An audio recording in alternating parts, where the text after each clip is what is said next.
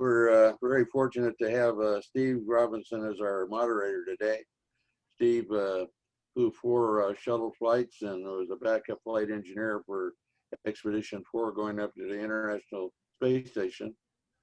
He started his career with NASA back in '75 as an intern, and then when he graduated from University of California, Davis, his bachelor's in mechanical engineering, he went to work for NASA in 1979 and worked as a research scientist at the Ames Research Center in California, and then also at Langley Research Center in Virginia. And after working as a research scientist, he decided to become an astronaut and became an astronaut in 1995 and was in the astronaut corps for 17 years and departed to go back to University of California, Davis as a professor, and is there today as a professor, and is very much missed in Houston. But I'll turn it over to you, Steve. Thanks very much, Mr. Abbey. It's wonderful to be here, and thanks for all the folks who have dialed in to join our distinguished panel. But I'll just give a one-line introduction, then I'll ask each of you to introduce yourselves a little bit more thoroughly. So I'll start with Dan Burbank, former Coast Guard rescue pilot, former astronaut and ISS commander now at Collins Aerospace. Dr. E.O. Whiteley. Oops, Hello, Dan. Sorry. Dano. Dr. E.O. Whiteley, space psychologist and now director of the Center for Space Medicine at the University of College London, with a new book out called Toolkit for Space Psychologists. And Trey Davis, a robotics flight controller at NASA JSC, working towards fully automatic robotic operations on ISS. Jim Weatherby, former astronaut, 6 shuttle missions, commanded 5 of them, and more importantly, an awesome rock and roll drummer. Alvin Drew, NASA astronaut, 2 shuttle missions, currently working as the NASA U.S. Air Force liaison in Washington.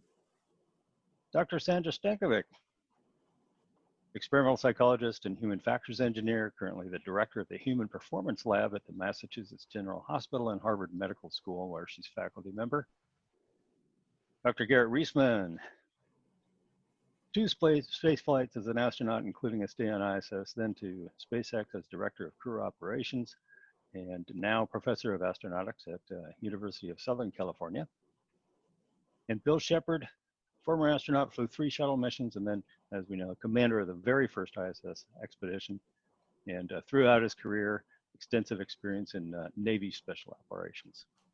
So welcome, panel. If I'll hand it over to you, starting with you, Dan, for a little bit better intro of your background.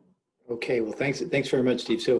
So again, my background, initially Coast Guard helicopters and engineering there. Spent 22 years at NASA, a couple of shuttle missions, and got to spend a 6-month mission on station, which was really a great experience for me. Very different kind of experience than the dynamic, kind of aircraft flying and even the shuttle flying, at least from the perspective of a flight engineer MS2, position on my last shuttle mission. I guess, Steve, you and I talked about this stuff a lot. I think we're phased from an era when the crews would hand fly the vehicles, literally, during the early space program days, and with the shuttle as well, to a case where now we're test subjects, we're researchers, and we're maintainers on station. And now we're contemplating going places where the vehicles are going to have to fly themselves. And so this is a really timely panel, and it's great to share this with this real august set of panelists with me here. Thank you, Dan. Dr. Whiteley. My background is in cognitive engineering. I have worked on looking on how to transport the complex operations that the crew are doing onto the display or onto the cockpit, or in fact to automation. And I believe it is quite timely to look into how to capture the expertise that we have had through all the missions before and document them for the future. There is a methodology that allows to tap into the cognitive and thinking process, that allows decision-making specifically targeting every single expert thought that people don't realize they have. They don't realize they have the expertise because it seems so simple to them. And I think that's vital for us to capture because the missions are flown only once a lot of the times, and these expertise are then disappear. So I have this methodology called iView Expert that has been developed together with pilots and then surgeons, and then in Gagarin Cosmonaut Training Center. So it's got, I think, good suitability, and I'm looking for collaboration. Thank you. Thank you, yeah. Trey Davis. Yeah, it's a pleasure to be here with you all. This is an incredible set of panelists. My name's Trey. I'm a robotics flight controller at NASA supporting ISS. I'm a certified MSS task officer, and I lead our division's software working group. And I've been personally working on a decent ground automation tool for most of our ground robotics commanding. And I've also been involved with a few of our onboard and other software projects that are implementing different levels of automation for our ops to kind of improve our ops and improve efficiency and safety. Don't have quite the impressive background to talk about, but I'll hand it back to y'all. Well, thanks very much, Trey. You're about half our age too, you know. Jim Weatherby. Thanks a lot for inviting me, Mr. Abbey. I'm a Captain U.S. Navy retired at NASA. I was the Director of Flight Crew Operations for 5 years and also Deputy Director to George for 5 years for the Johnson Space Center. Dan already mentioned, our lead guitar player already mentioned I flew 6 times in space, 5 as a commander, twice to the International Space Station, twice to the Russian Space Station. In the oil and gas industry, I was a safety auditor and later an executive responsible for leadership in BP. I was a member of the Deepwater Horizon Accident Investigation Team, and I ended up being the technical editor for that report. And I'm the author of Controlling Risk in a Dangerous World. I'm also currently experiencing a problem that is germane to what we're going to talk about. I'm getting a second Zoom meeting into my headset. If I were an automated system, I would not be able to handle that. But one of the things humans can do is filter out that kind of noise.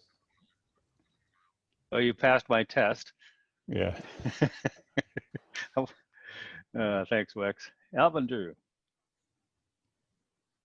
See if I can overcome the mute button here. Good. Okay. So let's see. My career is best described as an object lesson on what happens if you just simply chase your passions like a dog chases a car instead of having a strategic plan for your career. Started off as a combat helicopter pilot in the Air Force. Then I was a test pilot, and then finished up my Air Force career as an astronaut flying 2 shuttle missions before becoming a headquarters DC bureaucrat who's decided to become the problem rather than solve it. So somewhere in there, I managed to be a project manager on what was called Deep Space Habitat, which was a technology development program for the technologies, so mature technologies that would feed into what is now the Gateway program.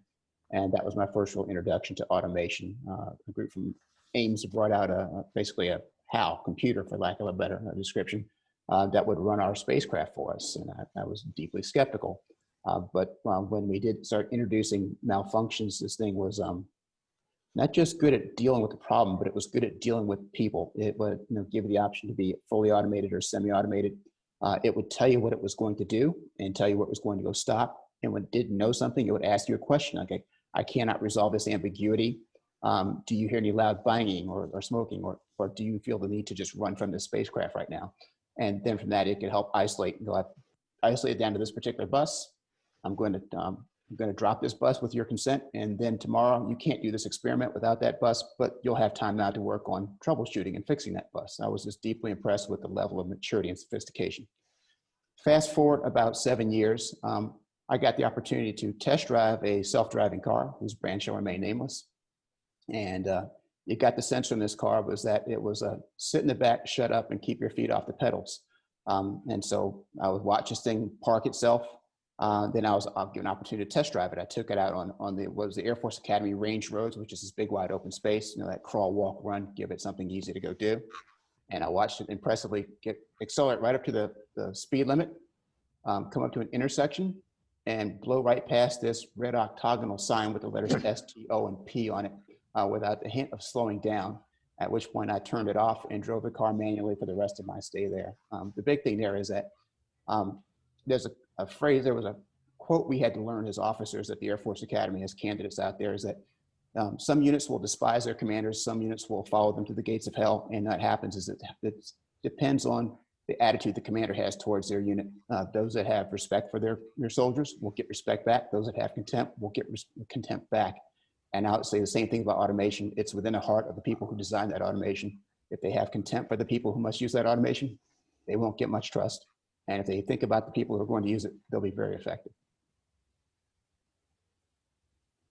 Thank you, Alvin. Dr. Sankovic. Thank you, Steve. Hi, my name is Sandra Sankovic. I'm the director of the Human Performance Laboratory at the Harvard Medical School and the Massachusetts General Hospital.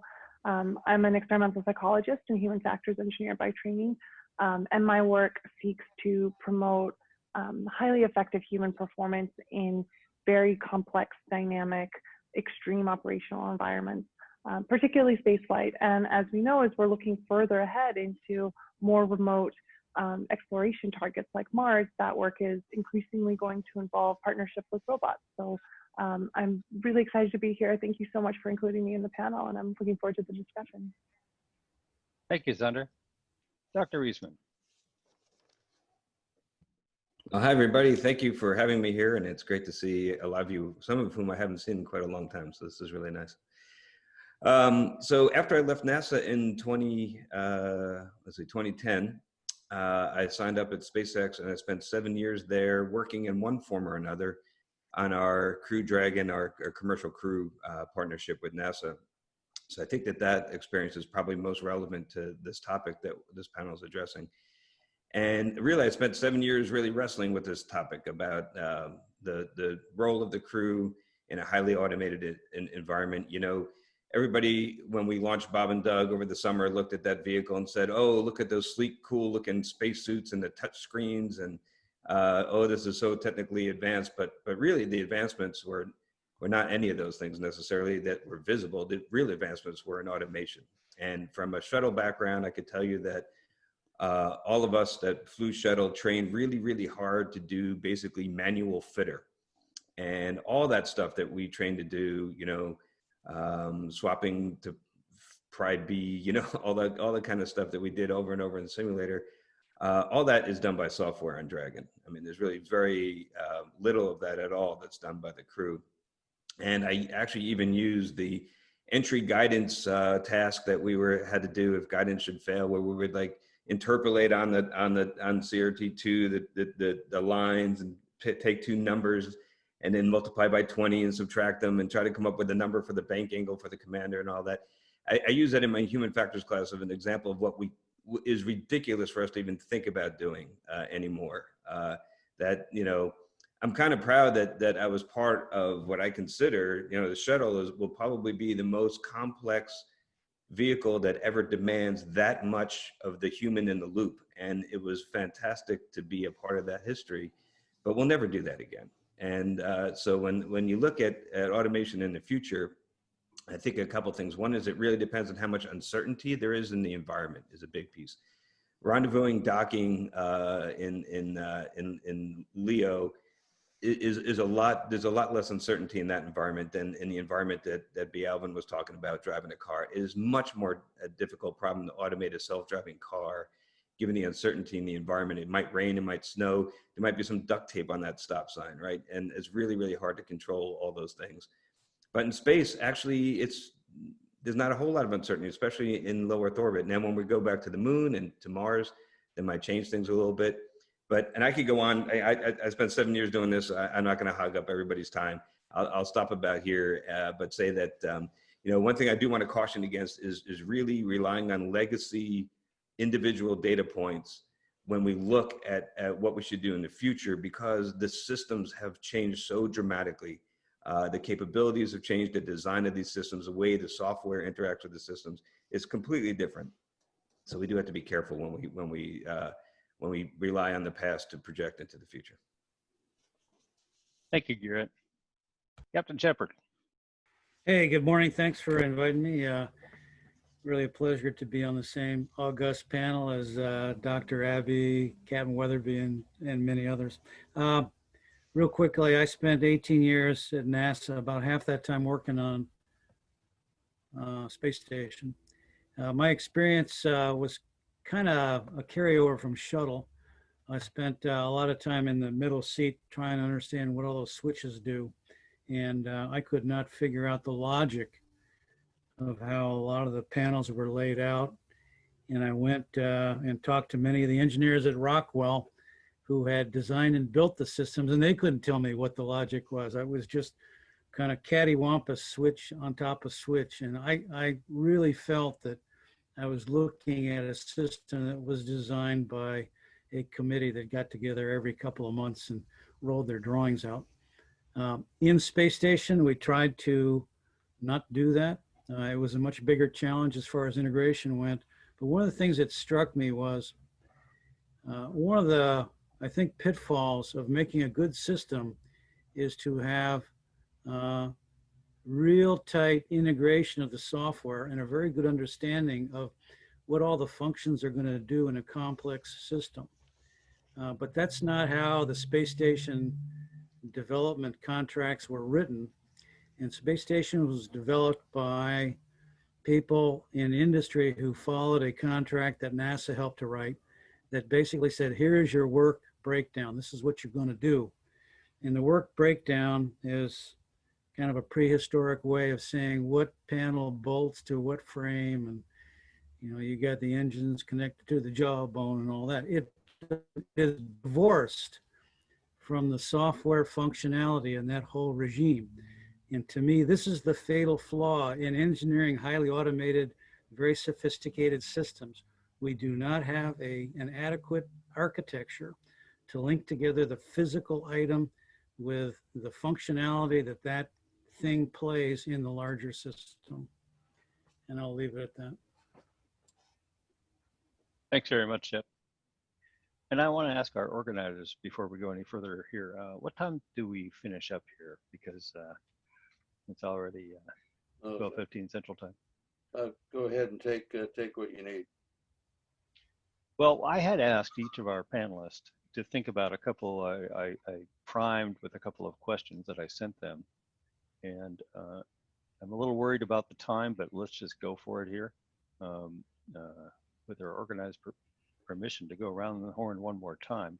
And if you would like to address one of those questions or something else that you thought of, that'd be great. Please keep your remarks very short so we might have a chance for some Q&A towards the end. So over to you, Dan.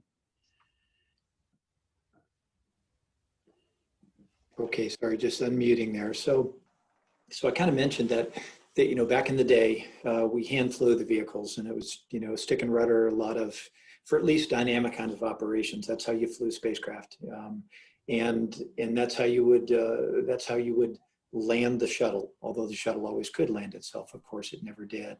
And that's how you would dock the shuttle to station. We don't do very much of that very tight human in the loop for dynamic operations anymore on station, except with robotics for track and capture for visiting vehicles, Trey, and you're going to take that away from us too. But I think, and there's also those handful of cases where if a crewed vehicle or if a cargo vehicle that docks to the AFTA station were to misbehave, then the crew can, you know, jump on the loop and take over for that operation. I think, you know, and Garrett, you pointed out that we've got a highly engineered, very well understood, very well characterized problem when we're talking about interacting with a spacecraft in low Earth orbit. And that's very different than probably, I would argue, landing a lander on the South Pole of the moon, where the shadows are as long as, and the crew would be potentially snowblind by the sun sitting right on the horizon. And then at that kind of a case too, the margins that you have for propellant and the rest of it means that a human on the loop, a supervisory kind of, position or role for that as the vehicle's doing the landing, that's all well and good. But if you have to have this sudden, if you have a breakdown of the automated system where the crew suddenly has to come on the controls and take over, merely hitting the abort button and waving off like we might in an otherwise auto land approach an airplane, that's one thing you can do. But if you're looking at landing on the surface of the moon, that wave off, which might be the easiest thing for a human being to do at that point, rather than jump on the controls and be able to take over the what was previously an automated task, that may be the end of the mission because there's not enough propellant to actually execute a wave off and then be able to do it again. So it's a very costly proposition when the design space is extremely tight as it would be in the a lunar environment. So I think there's a really good book and that Dave Mendel wrote called Digital Apollo that talks about how you hand over control of a vehicle, a very automated vehicle back in that day, to the human and be able to give them just the right amount of information so they can jump on the controls and take over, and how you potentially feather the control between the machine and the human being. And now we're going to a place where those margins are razor thin again, and that kind of ability integrated into these very sophisticated, machine learning, big data analytics enabled systems for automation, that's going to be a real challenge. Getting the human enough stick time to be able to take over on a bad day without blowing the mission entirely because there's no margin.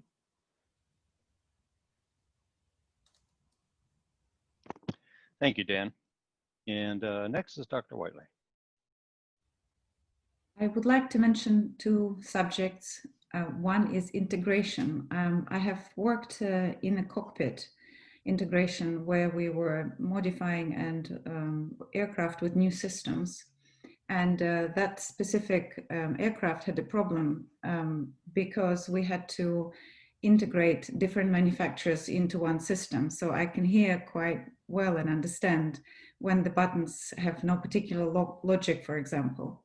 And so when designing a system or integrating a system, it's quite rare when there is just one manufacturer.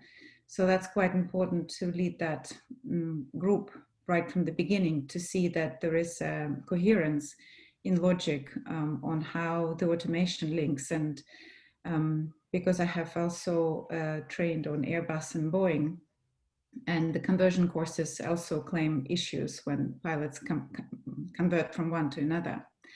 Another aspect that I think is quite important in the future automation that we're working with is when pilots or astronauts, any operators that are working on automation, be it on the ground or in space, we need to follow the logic of a human rather than follow the logic of an engineering suitability. Because then once we know that the human will follow this type of logic usually, or they're trained for it, then that logic integration would more likely to be easy to study, easy to follow, and easy to take over when it has to happen, but also to be able to be in the loop. It is very easy to do by understanding initially when the logic is set up to follow the human mind, I guess, on how we would fly it, rather than mathematical calculations and physics and engineering that is then dictating the logic that might not be logical for an operator. That's all. Thank you. And Trey Davis. So in ISS robotics, things are not very automated as you would think they might be. But that's kind of one thing that we've been really working on. And automation has become like a big priority in our group as we've had to meet increasing need and rate of robotic support on station. So to do this while also considering needs of future programs like Gateway, we've set a couple of goals and increase efficiency, capability, and safety through development of automation software and tools on the ground and on board, and leverage these successes from ISS for the future programs. So with that in mind, I just wanted to kind of highlight a few of our ongoing projects that we've been working on to help realize those goals. So first up is what we call thick layer, and thick layer builds off of our existing ground command scripting capability called thin layer. It's just very thin in that it only sends commands and nothing else. In between commands in a thin layer script, we have a pause where we have to hunt down the one telemetry display out of many that has the end item that we're looking for.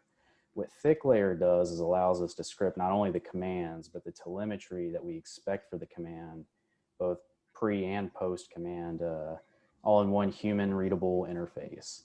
So this not only improves the efficiency of our ops by automating the verifications that we're expecting, but it also helps reduce the possibility of human error, because you can't simply proceed if the script conditions aren't met.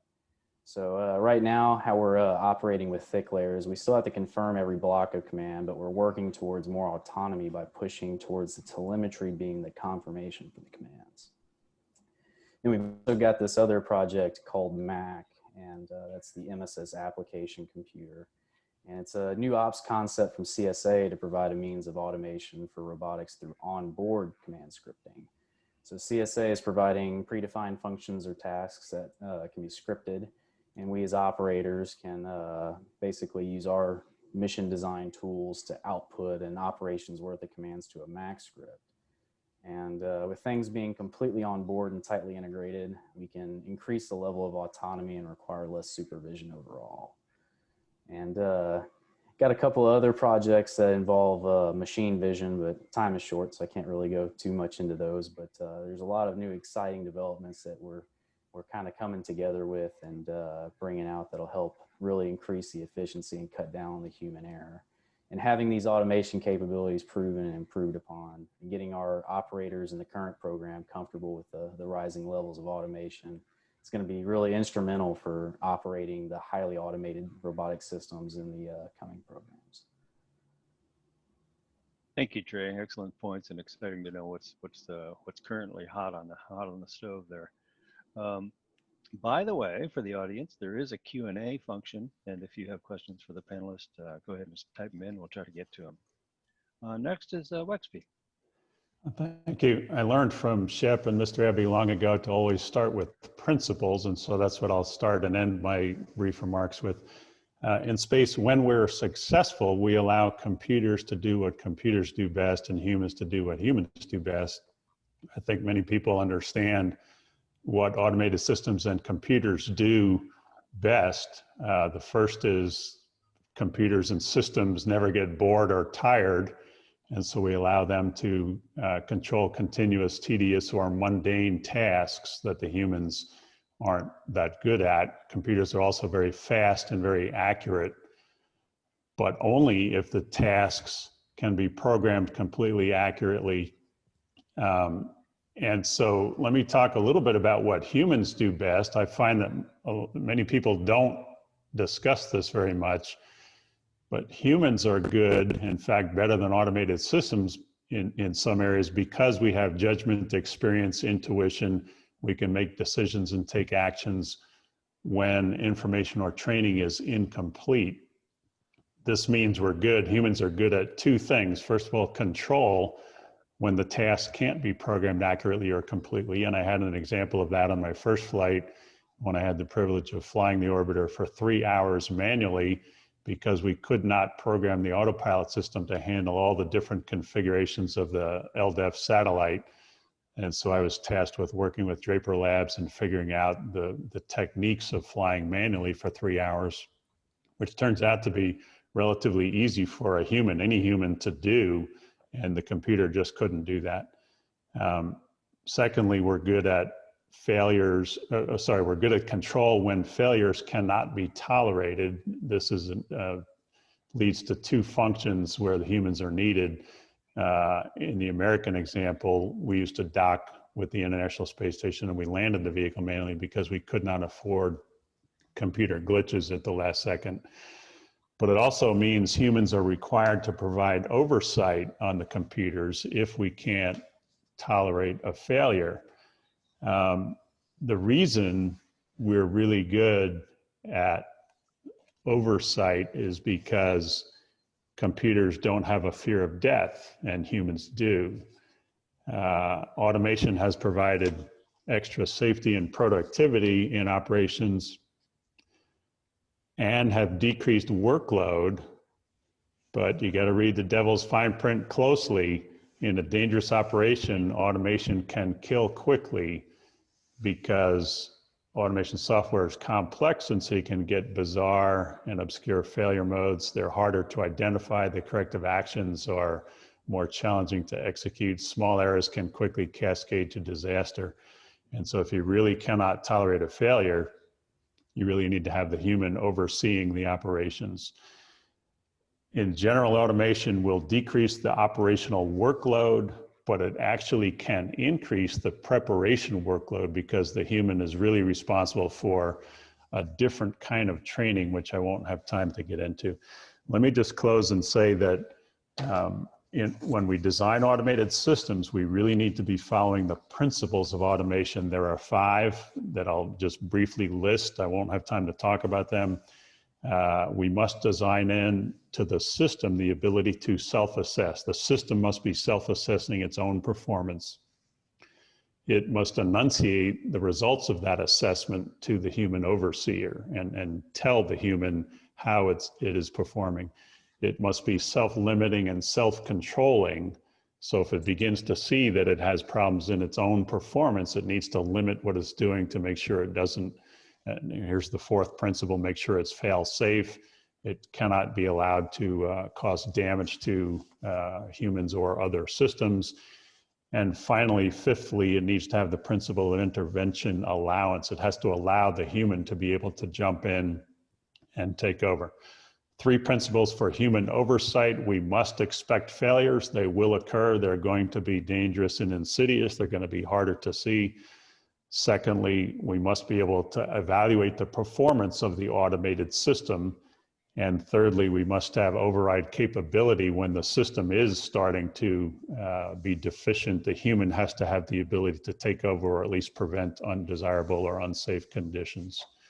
And so I'll end there. We don't have time to talk about all the things that we should be talking about in this very important topic. So thanks a lot. Thank you, Wexby. I think that this topic is, I'm totally biased, is fascinating and could be subject of a workshop all by itself. Over to Alvin Drew. Thanks. So I'll echo some of the themes that Wex was hitting on. That piece there was in that when I was commanding aircraft or leading flights, the automation in that days was other people, your crewmates, your wingmen, and you delegated those tasks off that you couldn't handle by yourself to just larger numbers of people. And so with automation, you need fewer people to do that. Case in point, there's 4 people on the flight deck of a shuttle, and we watched the first SpaceX Crew Dragon fly to the space station all by itself and come home. And so what you have to understand is we get, in this day, we have different levels of automation out there as we've gotten better at classifying. There's different levels 1, 2, 3, 4, 5, etc. And as you add more and more sophistication to that automation and you put more responsibility onto it, you should have increasingly the same expectations that automation that you would have for another person or a crew member or somebody for whom you are delegating tasks. And so it's not just the fact that it's competent. I think there's almost no doubt that this automation does an extremely good job. And like I said, in many cases, it does it better than a person would in like those cases that Jim outlined. But that it's also able to communicate and work with others in a crew environment. For example, if you have a crewmate who is hitting the limits of their performance on something, they'll typically announce that, I'm having trouble, I've got vertigo, would you take the controls from me? Or if it simply cannot work anymore, it announces I've lost my instrumentation, I can't perform anymore. And those types of things out there where there's a certain level of transparency, you also have the ability to have insight, an intuitive insight into what that automation is doing and why it's doing it. I had the bad habit when I went through jet training of talking to myself because I'd grown up in aircraft where you had to actually key the mic in order to talk on intercom. And now that that was taken away as always hot mic, I would still think out loud. I would even say bad things about my crewmates. But what it did was let my instructors figure out that what my logic was. If I'm about to do something like turn the wrong way into holding, I would announce that I'm going to turn left into holding when it comes up, and they would know that would be the wrong way, and they could either wave me off or let me make a fool of myself to sort of to teach me a lesson. But there was some insight there, and to the degree that this automation can be transparent, and so that you can see it coming up on some type of limit, you can intervene before it becomes something where you need to necessarily take over in some emergency manner. I would say as a case study was the B1A, where you had this, where it was managing its center of gravity by automatically pumping fuel back and forth into the around the airplane to keep the center of gravity in range. Those pumps had failed for some reason on one of the test flights, and the flight control system, not knowing that, because it wasn't linked to that, the canards are working very, very hard to keep the plane from pitching up violently until finally it just ran out of margin. The plane pitched up and killed the entire crew. And that was a case where if there had been good insight, they may have gone and fixed the fuel system, knocked off the flight, or done something in advance. So that's a case where the system was doing what it was trying to do, but it wasn't communicating effectively.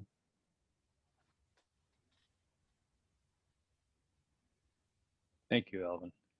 Sandra. Thanks, Steve. So the goal of my work is to most effectively promote safe human performance. So I've been thinking about this from the perspective of teaming. Steve and I are actually working on a project together right now that looks at multi-agent mixed human robotic crews in a lunar construction ConOps. And one of the things we're really interested in is problem solving. So what happens when dynamically these crews have to identify and solve problems, particularly the kind that will force some kind of deviation from the expected procedures, and now you're having to deal with unexpected contingencies. There's a common misconception when people think about robotics that the end goal, the sort of technological be-all end-all achievement is 100% autonomous control for these robots. But actually, this might not necessarily be the case if you're starting to contextualize these robots in more of a teamwork scenario. When you look at human teams, we perform with various levels of independence, but we're always communicating with each other. We're exchanging information. We're dynamically changing allocations of tasks. We're working together to resolve problems and to come up with new decisions. So that's more the paradigm that we're hoping to achieve with our robotic teammates. What you want is actually a deeply fluid interaction with your robots that's very based on trust, and it's transparent, it's reliable, it's robust. And that is really going to hinge on communication. That's the big thing we need to figure out as we move to this more collaborative relationship with our robotic partners. We need to figure out what is the right information to communicate and when, what kind of modalities are we communicating through, how do humans most effectively signal to the robots, and how do robots signal things like intent to humans in a way that's meaningful and understandable. Does communication latency matter? What kind of bandwidths are important? There's a lot to figure out here, particularly in situations that are now going to have elements of time pressure, especially as you're moving into more remote destinations like Mars, and the tasks are becoming ever more complex. So I think the bottom line is, as we're thinking about this, it's not necessarily the objective to achieve comprehensively autonomous robotic servants, but really move towards integration with effective robot teammates. Thank you, Sandra. Over to you, Garrett. Well, I spoke at length earlier, so I'll try to keep this brief, but the points that were made by the last three panelists are very well taken. You know, we really want automation to be a good crewmate, and often and for that trust to exist between the automation and the crew members, with transparency and insight and all the things that were just mentioned. The problem is that often, the answer is that you want a blended philosophy where you have automation and the humans working together as a team. The problem in my observation is often in industry, this is not what's done. In industry, it seems like most of the engineering teams are trying to leap to that, what they view as the ultimate end goal of 100% automation. And when they fail short, that's when they just hand a function over to the human. So it's kind of like function allocation by default. And that is how we end up with a lot of the things like the self-driving car that Alvin was discussing before. I found that one of my biggest challenges at SpaceX was convincing engineering teams that the crew, that the humans should be looked upon as an asset, as something, a part of the system that you could use to improve mission success and improve reliability and safety. Whereas it's too easy for engineers who have spent their entire educational time and their entire time in industry up until now building systems that have no humans in the loops. It's hard for them to really understand that, and they just view it as, well, it adds complexity if I have multiple command paths. It's difficult for verification and validation because I could unit test software, but I can't unit test every single human that might sit in this seat. So there's a lot of work to be done in the very beginnings of designing these complex systems.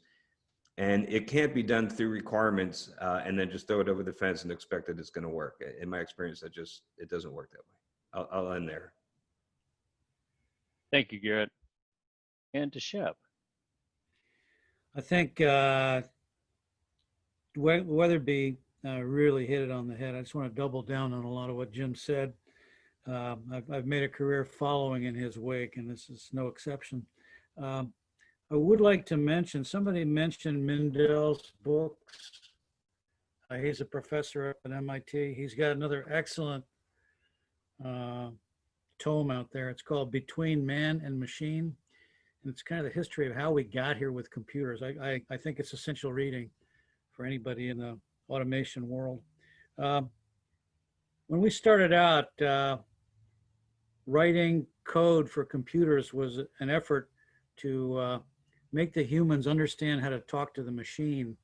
And so through the evolution of languages, the languages get to higher and higher levels where hopefully the machine can communicate in a human fashion with the human. We're still not there, but I think we should never forget that that thing on the other end of the microphone, it's a machine that can only add. That is all it can do. It does not have what humans would call logic, emotion, reason, fear, all the things that Jim talked about. Going back to space flight, I think a lot about change traffic to various vehicles and programs, which has been in many cases the root cause of some really catastrophic accidents. But beyond that, when the failures happened, the pad fire in Apollo 13's explosion on the way to the moon, the shuttle accidents, all these things were not immediately understandable by either the crews on board, the machines on board, or the people on the ground. And so there's an element of, if you will, vast uncertainty as to what the state of the system is. And as Jim put his finger on it, humans are very good at being able to get to the bottom of that. I think far better that I've seen than machines are. I give you another example, the Miracle on the Hudson. Sullenberger, the captain, did not follow procedure on that. The airplane lost 2 engines. It could not make a runway, looking for a place to land. They went in the water and they had a successful ditching, no losses of passenger or crew. If Sullenberger had not turned the APUs on immediately after the dual engine failure, which was 15 steps down in the procedure, that airplane probably wouldn't have been able to be saved, or the crew would not have been able to be saved. A human did that.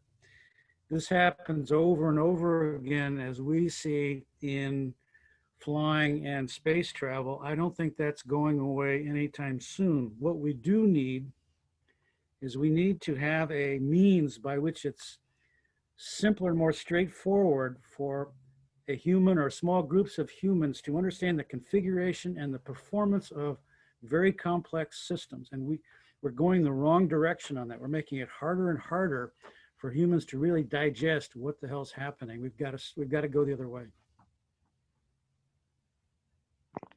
Thank you, Shep.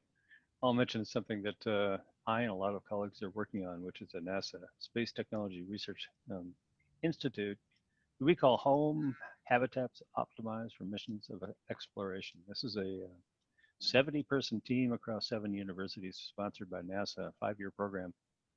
But we're looking at what does it mean to incorporate autonomy, not just automation, into a deep space habitat that is intermittently crewed.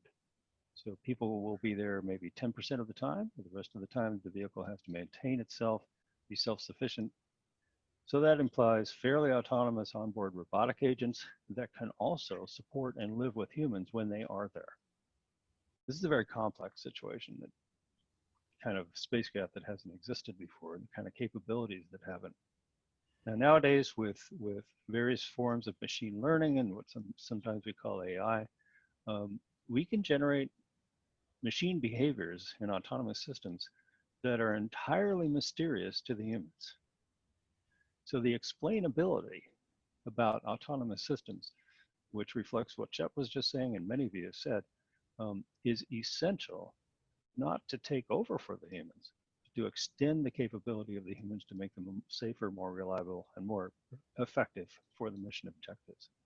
This is a very difficult thing to do, and it's really not where most of machine learning is going, although it is a fairly rapidly growing subcategory, explainability. It's essential for human spaceflight, to support human spaceflight.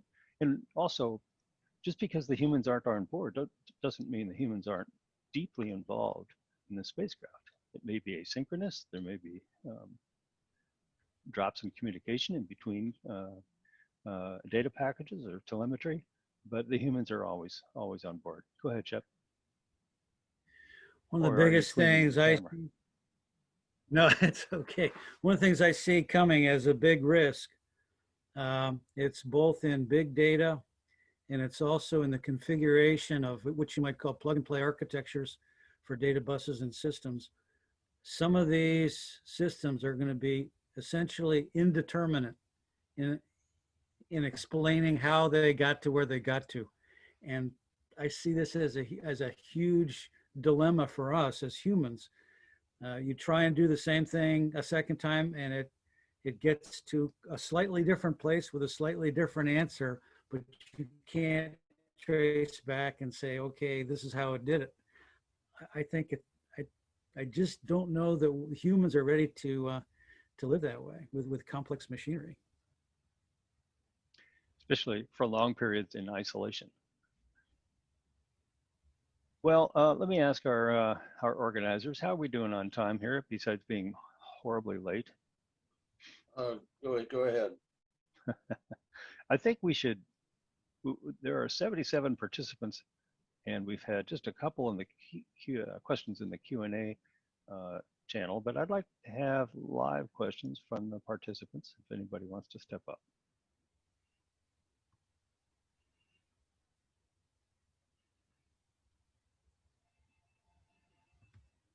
I'm a professor, so I'll call on you, you know, if you don't.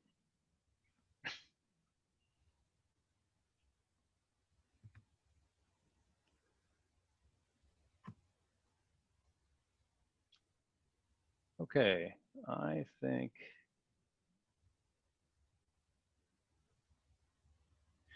Shep, were you going to answer the question about human-centered design?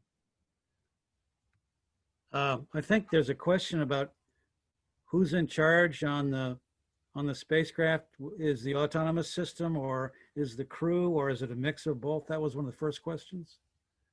Are you talking questions from the audience or questions that you posed? Oh, I was looking at the Q&A list. Yeah, there's a question there as far as who's going to be in charge on a space mission, the machines or the humans.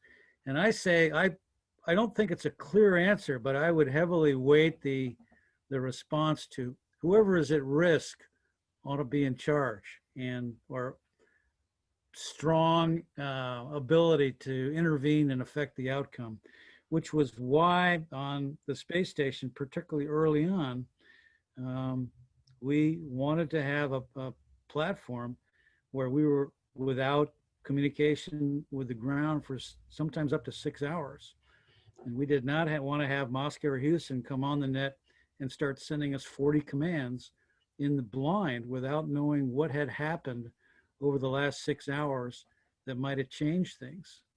And this, fortunately, was not a huge problem, but we did wreck one ventilation fan in the air conditioning system because we had told the ground it was out of configuration and not to energize it. But an hour later, the thing got turned on and it basically came apart and caused us a little bit of concern, but it could have been a lot more serious. But this is my view. If you're the one at risk, you get a big vote in the decisions. Another question in the Q&A list is what about automating some of the physician tasks, particularly medical diagnostics? Anybody want to tackle that?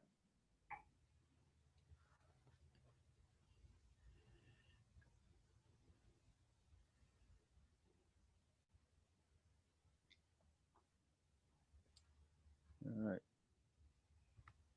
I'm not going to tackle that, that's for sure. Anybody who went through ISS medical training with me would understand why.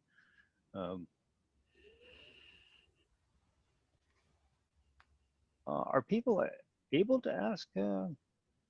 I had one quick example. Just yesterday, I was talking to a friend who's about ready to have a pretty drastic surgery, and his surgeon called him and talked to him for an hour on the telephone, discussing all of the risks and his current lifestyle and how long it was going to take to recover.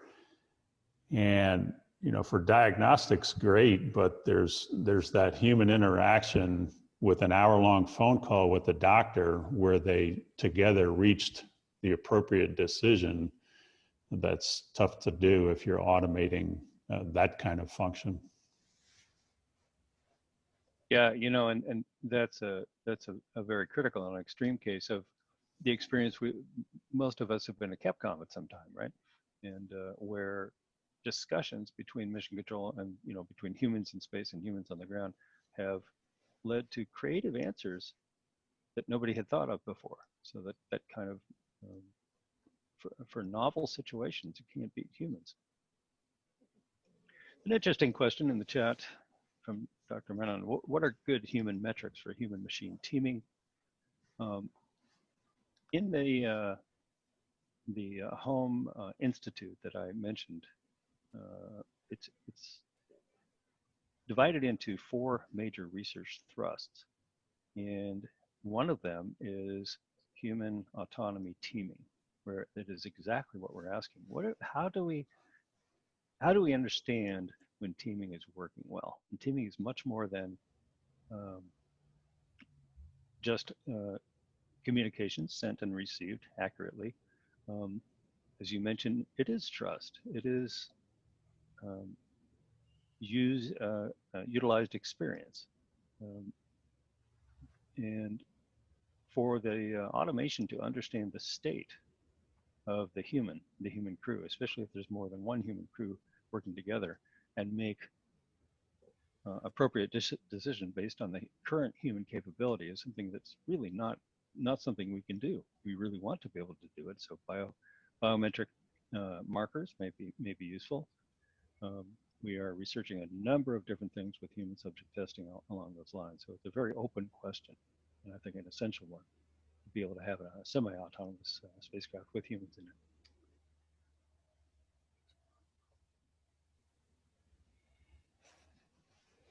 I think that's a good question. And regarding human machine learning and teamwork and the ability to develop a language of collaboration, again, I think we should have some team that sits down and writes the principles of communication or the principles of teamwork. You know, a human can assess a team's performance and in a couple of hours can very accurately understand whether or not this is an elite team or just a really good team. And those principles we really need to make sure we're codifying and developing and continuing to arm people with that skill of being able to assess teamwork of, and now it's teamwork between the automated system and the human.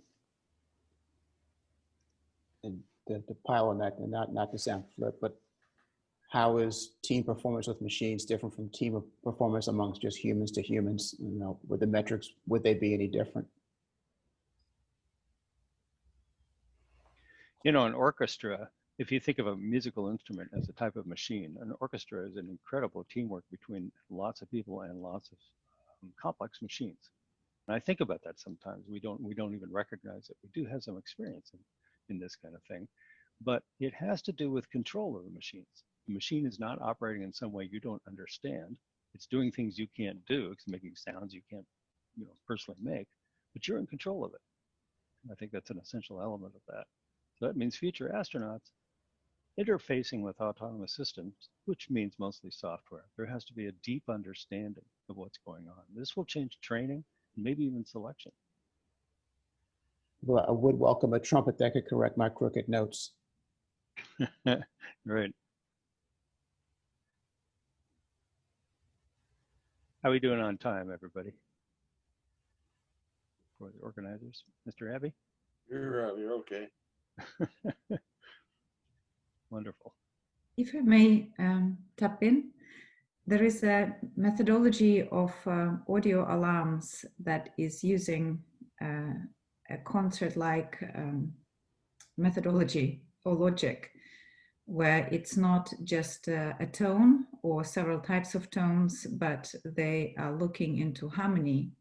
And once one of the tones in the alarm system goes out of harmony, that allows intuitively for the crew to tap in. And this is when monitoring surgical patients or patients in theater, because it's like an auditory alarm system that I'm aware of, that was working, my colleagues are working in Australia. Might not be suitable being in your ear, but sometimes maybe critical tasks and monitoring of what's happening might be useful to have that, where your perceptual, visual perception is not occupied. And you can monitor this audio and music, and we intuitively know when something is out of tune or when an instrument is out of tune. That might be helpful sometime. Stevie Ray, I just thought of another example. Just before COVID hit, I had the opportunity to assess the anesthesia department at Massachusetts General Hospital. And this is an elite team. And the communication between the team members was sometimes spoken, but often it was unspoken and it was visual. And you could see the people were communicating with each other without speaking. I mean, it was incredible to watch this elite team perform flawlessly with unspoken communication. That's a hard thing to do when you're talking about automated systems. But we should, I encourage us to form a team, a workshop where we start discussing the principles of teamwork and interface between the humans and the computers. Hey, Steve. Absolutely. Go ahead. Another question. The people who are getting deep into the architecture of robotics and automation, is there a scheme so that the automated system sees reward? In other words, does it want to do things better and better? And how do you engineer that? Yeah, it's funny. Some of the learning systems are actually based on a computational reward. Reinforcement learning tries to come up with some sort of reward. The problem is it's generally decided ahead of time by a programmer, whereas reward is a rather dynamic thing. Yeah, it's highly context dependent. And that's what worries me about these hundreds of programmers that are in the background doing all this. Their knowledge of what is rewardable may not be all that precise.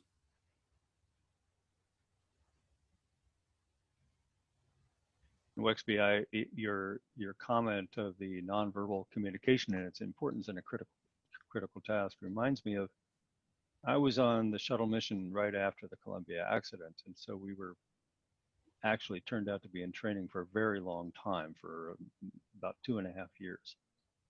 And so as part of the cockpit crew, as flight engineer, Eileen and Vegas and I became very, very attuned to body language, nonverbal communication in the cockpit, even for launch and entry. And so when we became finally, after 17 launch dates, close to flight, we had one of our fellow senior astronauts come and assess our cockpit CRM and performance. And we're heavily criticized for saying almost nothing. But it was because we had become so good at reading each other's physical motions.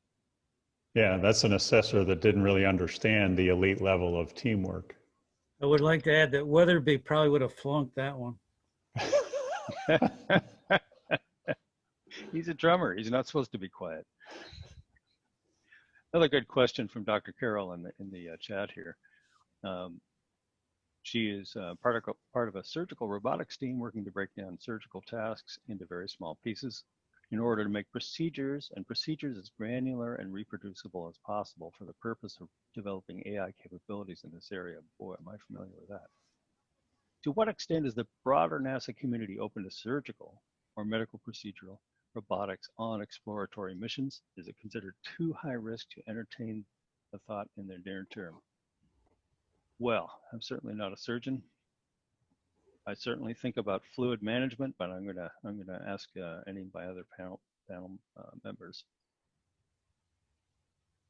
to give their I'll jump in a opinion on little that. bit there. I'm not a surgeon either, but I watch a lot of medical shows on TV. If you go back to Wex's principles there, he talks about where are humans good and where are they not, and then he also talked about the part that surgeon had the hour-long conversation with the patient. Now, having said that, in terms of some robot wielding a scalpel to maybe remove my appendix, I wouldn't have any problem with that at all because they could probably deal with great precision and repeatability.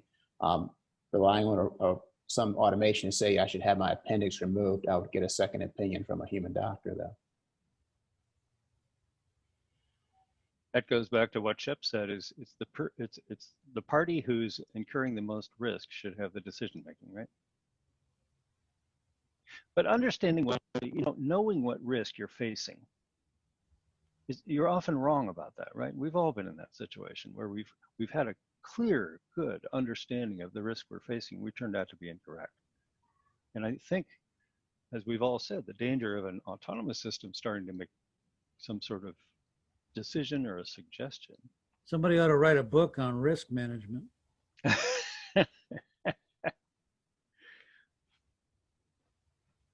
So that gets back to, in modern aircraft, mode confusion, and this is not autonomy, this is automatic systems. Mode confusion is a real danger, and perfectly good aircraft full of perfectly functional people have crashed into the ground due to confusion as to which mode of automation was functional and who was in charge of which function. And with autonomous systems where decisions can be, novel decisions that haven't been pre-programmed, may be made, then this goes kind of going back to my original point, is humans need to understand how a decision has been come to, which ones were considered and thrown out, and so on. If you play chess with a really good chess player, it is really difficult to understand what's going on if you're not a real good chess player. I think we're avoiding the question here, Dr. Carroll, but because none of us are surgeons. And apparently our audience doesn't have microphone capability, I just learned. So it's all by typing. It's another question. Go ahead. They're written questions. Got it. Another question, Dr. Menon. It seems like building your own team member might be what we need to do. Where are requirements to be even considered for the team versus the other team's specific skills for my team? Well, yes. A very open question. When you're closely teamed with other people, we all know what that means. When we're closely teamed with other people with a mix of automation software, autonomous software, complex robotic agents that may themselves suffer degradation and unrecognized failures. the definition of team gets much more complex, I think. It's certainly something we're thinking a lot about in this deep space smart habitat effort. You know, one thing that was not mentioned in the press, hardly at all, was that the SpaceX Dragon docking with ISS was the first U.S. automated docking to a crewed spacecraft. Now that is a tremendous accomplishment both on technology, but very much so on the astronaut office accepting that. Because I don't think that would have been acceptable for all the time. Garrett, do you want to address that? Yeah, I think that position has evolved since we were back there. I think that the understanding for things like prox ops and docking, the comfort factor with automation being primary, and with manual backup capability, I think is kind of where it's ended up. And you know, that I'm part of the astronaut office. I think there's that acceptance as long as there's that backup capability. On the part of the engineering community, there was much more readily acceptance. In fact, the interesting thing to me, as we were going through the ops meetings and the meetings with the NASA engineering community to talk about the difference between demo 1 when nobody was going to be on board the vehicle and demo 2 when we had a crew on board the vehicle, is that there was a lot more level of concern and trepidation when we talked about a manual docking with people flying a new vehicle into, as opposed to an automatic docking. On the engineering communities, they were much more comfortable with a automatic vehicle coming in, something that they could do simulations on and put limits in place and be confident that if it hit those limits, it would execute automatically the breakaway maneuver, not knowing if somebody who is actually hand flying it would try to take it just a little bit further. It's a very different view, not only between industry and government, but also inside government between the engineering teams and the operations teams. Stevie Ray, if we go back to what Shep talked about, which is context, the reason in the American space program we did the dockings manually and the landings manually is because we had a different situation than the Russians. We had a very low thrust to weight ratio. If a problem occurred late in the docking sequence, it was sometimes too late for the human to take over. So we did not have the manual backup capability. So we wanted to stay in the loop to prevent that from happening. The Russians had a very high thrust to weight. They could take over late in the sequence and avoid. It's the analogous to an ocean liner coming in and docking next to a pier. If it makes a mistake in the last few seconds, it's not really a mistake that was made then. It was a mistake that was made 30 seconds ago. The mass is so much different in the space shuttle than it was in the Soyuz system. So again, go back to principles. If you have the manual, the assessment ability to assess performance and the decision-making capability to take over, and you have the ability to take over and prevent disaster, then you can have the automated system carry on until it's time for the human to take over. But if you don't have that backup capability, then human has to be able to execute the operation because we can't tolerate failures. Hey, Steve, can I pile on a little bit to that? Sure. So our first on space station, we got up there 20 years ago. On our first 10 days, we had a Progress cargo ship come up, and it was about maybe 100 yards away. And you could look outside the window, and the thing was just zinging all over the place. It was like, hey, Goose, let's buzz the tower. It was really impressive how fast that thing moved. Yuri got on the manual control station, killed the automatic docking sequence, and flew it in by hand. But if he had not had that override capability, it could have been a bad day. And that, it's just, it kind of underscores what Wix is talking about. You, depending upon context, you've got to have some of that.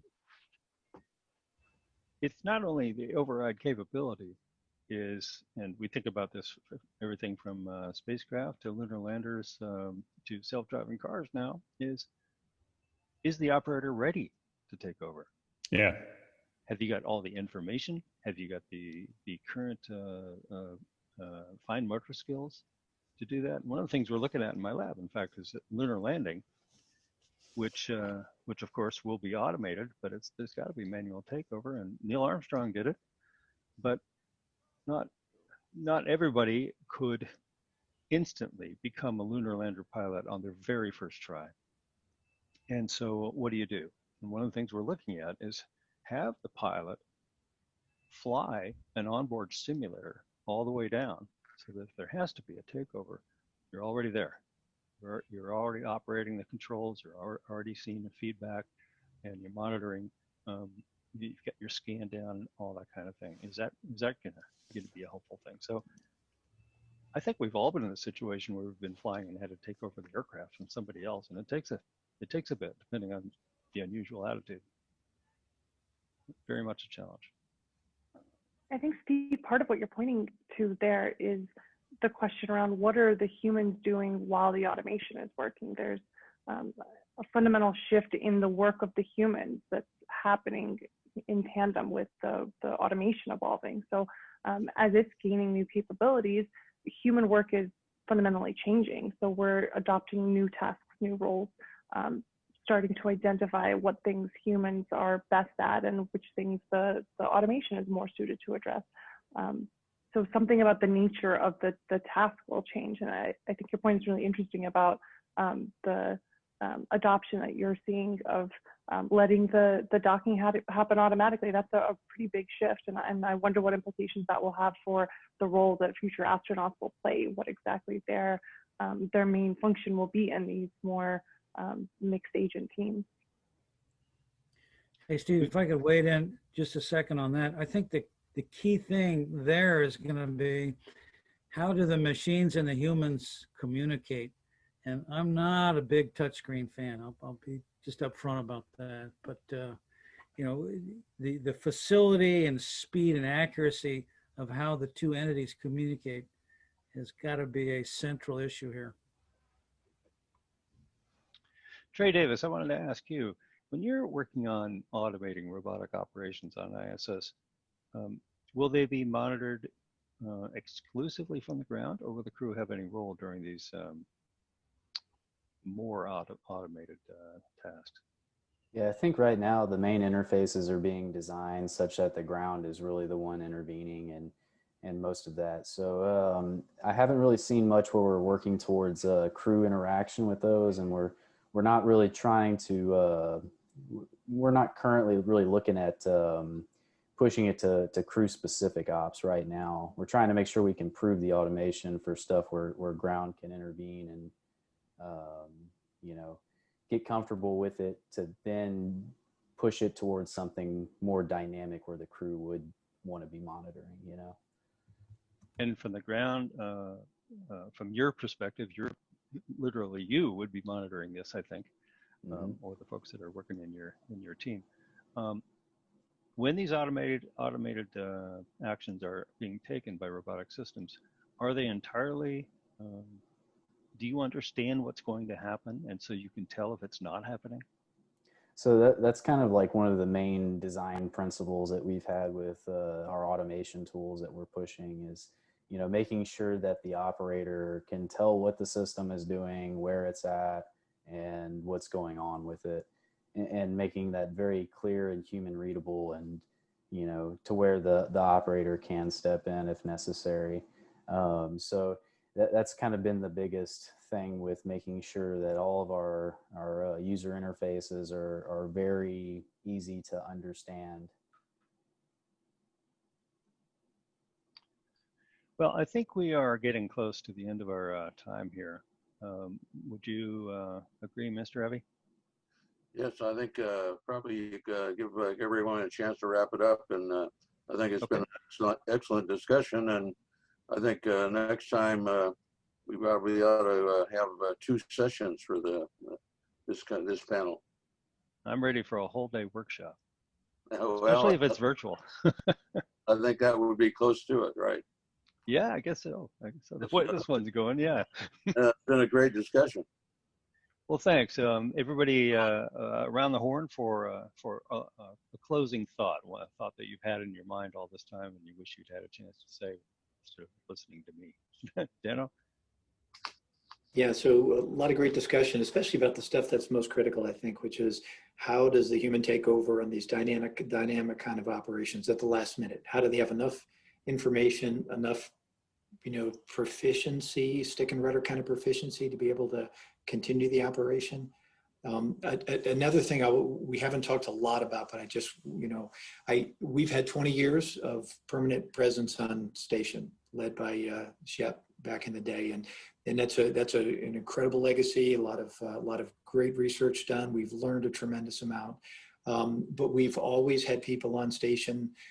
Thankfully, there've been a handful of times when we potentially were in a position of contemplating decrewing station, which we all collectively think would be a terrible thing, because the systems aren't self-aware, self-restorative enough. And there's these handful of cases where something bad goes on, the crew issues a command to regain comm, for example, and then the people who really fly the station can take back over again and do that. So that is something that goes beyond the dynamic, kinds of operations, but I think it is a holy grail, very big challenge for how you design high rel systems that are self-restorative, self-aware, and yeah.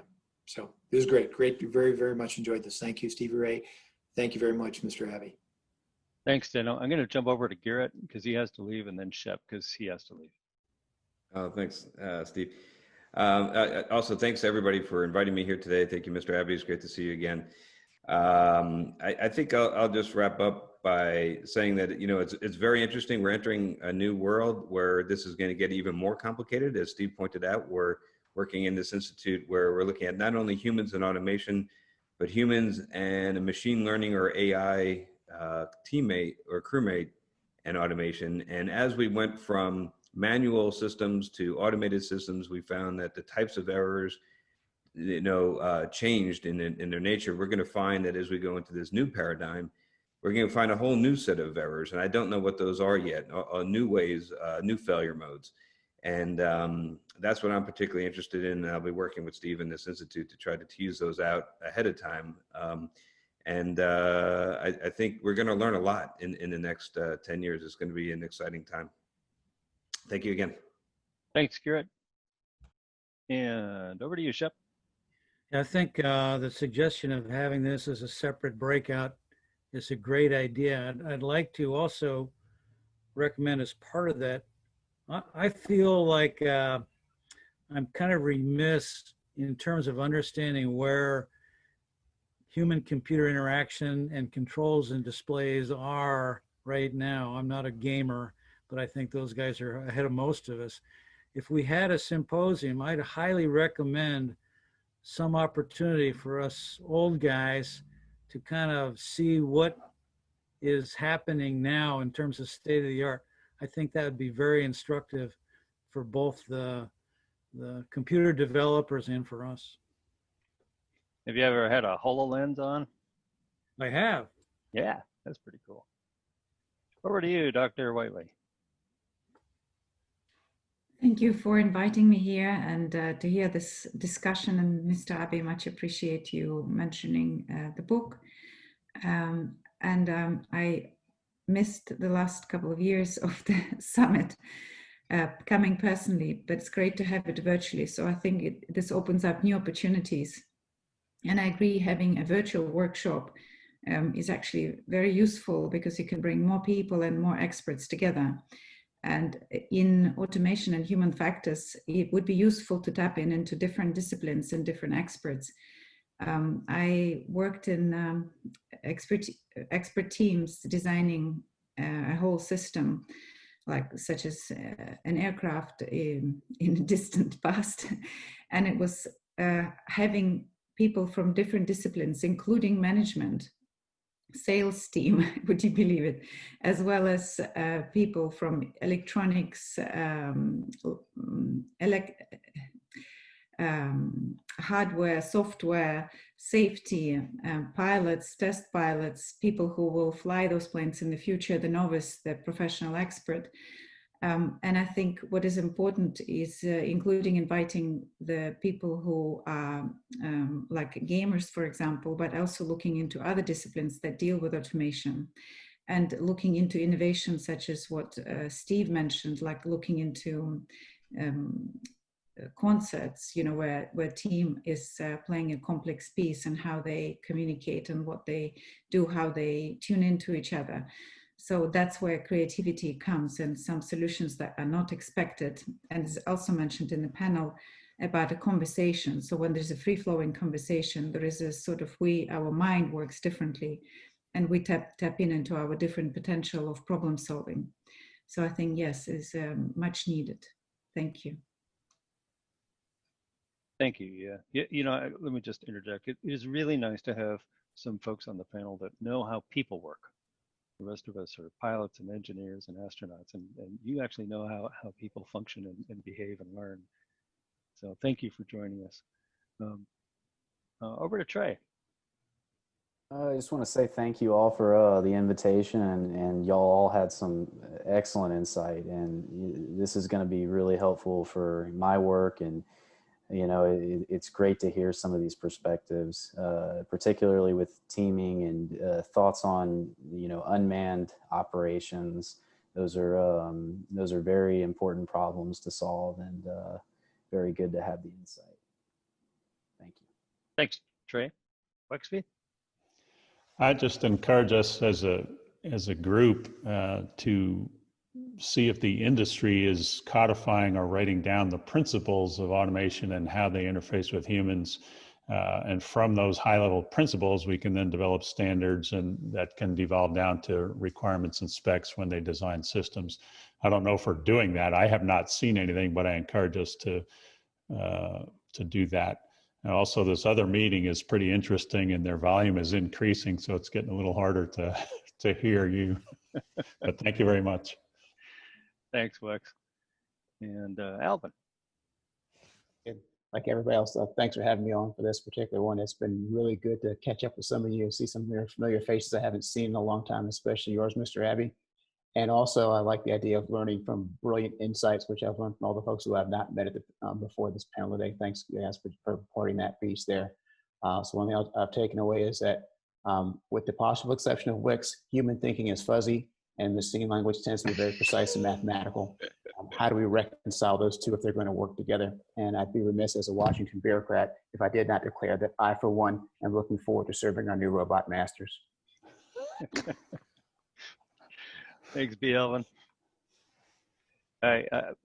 Alvin was my office mate for a long time, and so it's really great to be listening to your philosophy again. Sandra. Thanks, Steve. And thank you so much for the invitation to join the panel. Thank you, Mr. Abbey. And it's just been such a pleasure to be on the panel with everybody today. It's been a great conversation. I think one big question that's come up for me from this discussion is around what the right information is about the state of the human that needs to be conveyed to the automation and to the robot. Steve brought up this great point about nonverbal communication in humans and how we are so attuned to reading these cues in each other and these signals. But when it comes to conveying that state information to the autonomy, what are the right bits of information, and how do we carry those over? Are they things about affect? Are they things about cognition? Is it physiological signatures about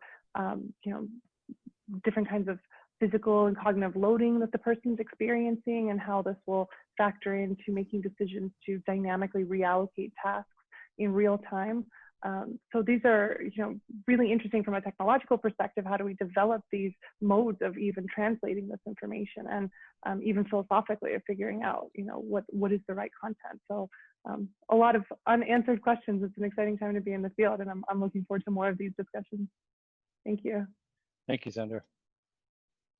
Well, as we go carving paths into the wilderness here, we are the guides. We are our guides. And I think it's important to be highly skeptical of the automation and the autonomy that we generate. It is all too easy to,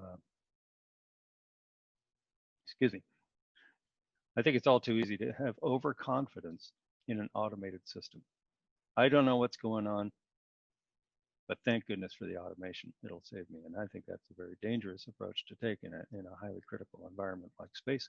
So as we work as hard as we can, not resisting automation and autonomy, but being skeptical as possible to save our own missions and future in space is the way I like to look at it.